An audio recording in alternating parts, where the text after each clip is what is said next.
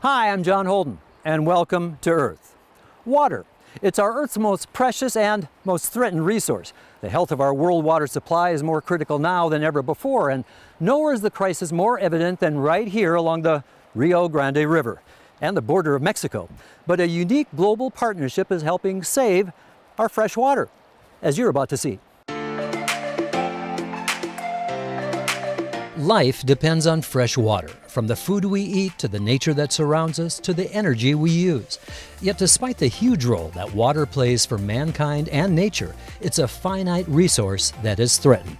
Less than 1% of our world's water is fresh and accessible. It's a crisis worldwide. It's hard to overemphasize the importance of freshwater ecosystems. 10% of the animals on Earth need freshwater ecosystems for their survival, so it's incredibly important to both wildlife and humans. What is needed to combat this problem, I feel, are unique collaborative partnerships. Since 2007, World Wildlife Fund has partnered with the Coca-cola company to work together to help conserve the world's freshwater resources. Well, as the largest beverage company in the world, with almost 2 billion servings every day in over 200 countries, water is really at the heart of the Coca-Cola company. So we're intently focused on protecting and restoring water resources. And it's not just for our business, it's also for the communities that share this resource with us. And those are the communities that we serve. The other great advantage of such a global partnership is it's long-term. Often, from a conservation perspective, we have projects that are 3 years long, and you just can't battle some of the conservation issues, such as the one we have here in the Rio Grande, in 3 years. We've been working with the Coca-Cola company for over a decade along the Rio Grande, and it's such long-term partnerships that are needed. So John, the obvious question is, why the Rio Grande? Well, the Rio Grande is one of the world's iconic rivers. It's very majestic, and it provides drinking water to over 10 million people in the US and in Mexico. But it also faces a lot of challenges, from water stress to climate change to just increasing water demand. So there's a lot of work to do to restore this river. For the Rio Grande, Rio Bravo, water is everything. Water scarcity is the norm here. It is a desert. It's important for a variety of reasons. One, the international border is right in the middle of it.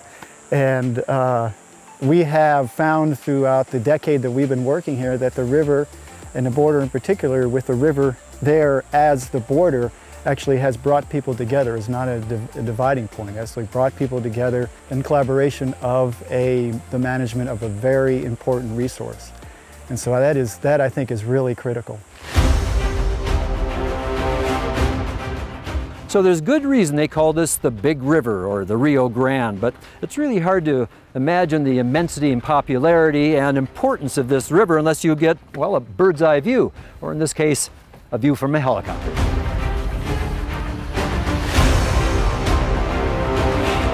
This project we're doing here in the Rio Grande is a great example of our goal to return to nature and communities every drop of water that we use in our beverages and their production.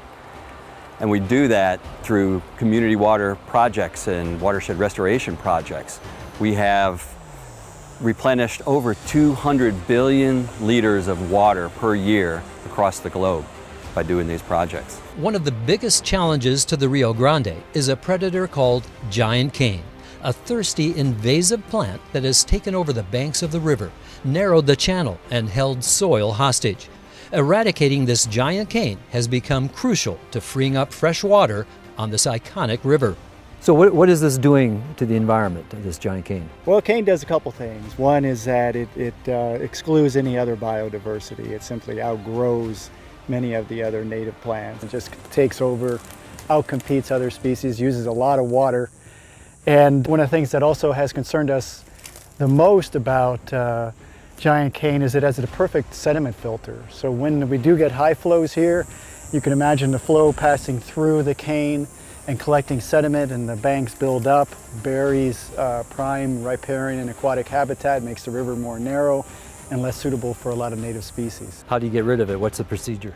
There's two main steps that we do. One is we do a prescribed burn, which is a planned burn, and that reduces the biomass. And then we wait 6 weeks where the cane is about yay high, and then we treat it with a federally approved herbicide. So when that's all gone, this is going to be a clean area, which is going to mean what for the river? It's going to mean that the river is going to start to look like a river again. It's going to, some of the sediment will go back into the river.